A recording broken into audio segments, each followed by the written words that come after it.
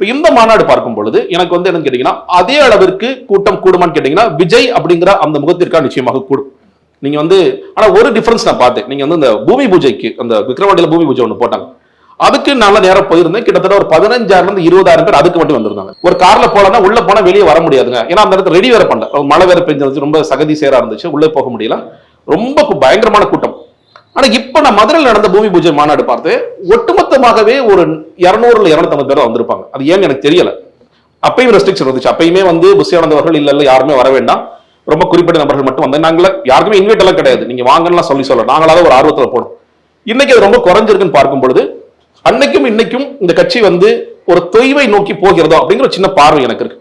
மாநாட்டில் பிரதிபலிக்குமான்னு எனக்கு தெரியல. ஏன்னா மாநாட்டிலையும் வந்து விஜய் அப்படிங்கிற ஒரு முகத்திற்காக லட்சக்கணக்கான மக்கள் கூடக்கூடிய வாய்ப்புகள் இருக்கு. பட் ஆனா நீங்க சொல்ற மாதிரி அது வந்து 15 லட்சம் 20 லட்சம் போகுமாங்கிறது எனக்கு டவுட் இருக்கு. ஏன்னா அந்த கெப்பாசிட்டியை வந்து ஃபுல்லா கம்ப்ளீட்டா அது கவர் பண்ற மாதிரியான இருக்கும்.